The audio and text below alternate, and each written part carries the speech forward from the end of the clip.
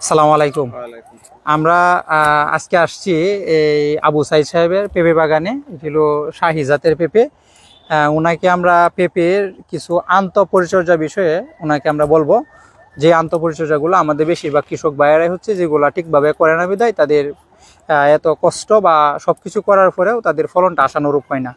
তো প্রথমে হচ্ছে আগাছা। আমরা যদি আরও ক্লোজ আসি, এই যে পেঁপে গাছ বা পেঁপে বাগান যারা করেন তারা হচ্ছে পেঁপে গাছের গুড়া সহ এই সাইডে যে আগাছাগুলো থাকে সেই আগাছাগুলো অবশ্যই সবসময় পরিষ্কার পরিচ্ছন্ন রাখতে হবে। যদি পরিষ্কার পরিচ্ছন্ন না রাখা হয় তাহলে আমাদের পেঁপে গাছে যে সারগুলো দিই আমরা, সেই সার থেকে যে পুষ্টি উপাদানগুলো আমার গাছ নেওয়ার কথা, সেই পুষ্টি উপাদানগুলো এই আগাছাগুলো গ্রহণ করে ফেলে, পরে আমার গাছ সঠিকভাবে পুষ্টি উপাদান পায় না।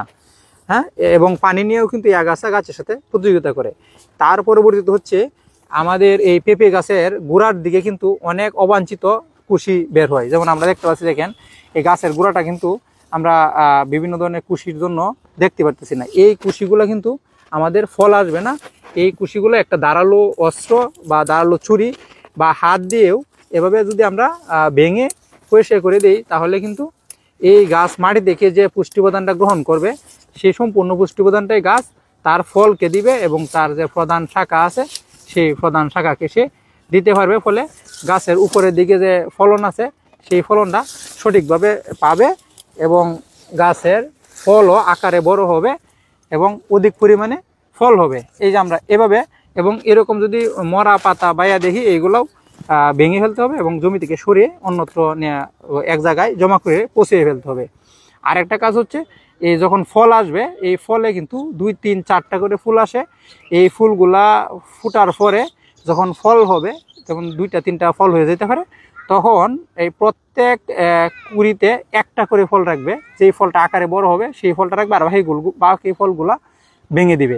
ফলে এই যে ফল আছে সেই ফলটা আকারে বড় হবে এবং সবগুলো ফলে একই রকম ফল হবে এবং গাছগুলা দীর্ঘদিন পর্যন্ত ফল দিতে পারবে। তাহলে এই পরিচর্যাগুলো যদি আমাদের কৃষক ভাইয়েরা করে, তাহলে কিন্তু তাদের পেঁপে বাগানগুলা দীর্ঘদিন পর্যন্ত সেগুলা বড় হবে এবং এটি অনেক দিন পর্যন্ত তারা এই পেঁপে বাগান থেকে ফল সংগ্রহ করতে পারবে এবং বেশি পরিমাণে আপনারা লাভবান হতে পারবেন। আশা করছি আমাদের এই আবু সাইদ ভাইয়ের যে পেঁপে বাগান আছে, এই পেঁপে বাগান থেকে আমাদের অন্যান্য কৃষক ভাইয়েরাও এই আন্তঃপরিচর্যাগুলো হাতে কলমে যেটা দেখাই দিলাম সেটা আপনারা মেনে চলতে পারবেন এবং আপনারা লাভবান হবেন। ধন্যবাদ সবাইকে।